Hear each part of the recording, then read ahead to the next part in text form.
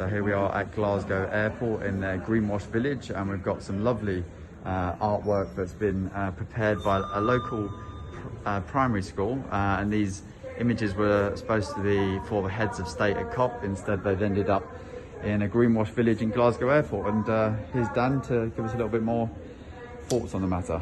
Yeah, it's quite emotive for me actually.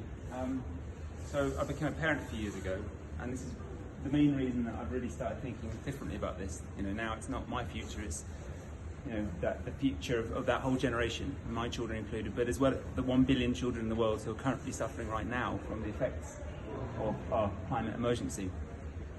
So up until recently, I was an airline pilot, and I chose to stop because of my conflict. And the interesting thing is, we're at Glasgow. My first ever commercial flight was into Glasgow Airport just over 10 years ago. So this is quite a stirring day for me.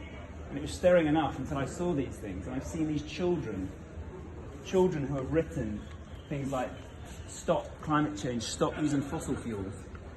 Interestingly, that one's been put as far away as possible. They've used these incredibly powerful images from children who are worried about their future, and they've used these as a way of advertising methods to try and increase profits from aviation. Aviation which has got no viable means of being part of a whatever net zero means. We'll talk about that in other videos. But part of what they call a net zero world, but what I would call a world where we can actually inhabit the world in a sustainable way. So this is very, very, as I said, emotional for me. You know, we've got kids who are drawing about climate change, and they're drawing aircraft. They're not drawing aircraft because they think what's coming out of the back of them is a good thing. They're worried. And this is being used as advertisement today at Glasgow Airport.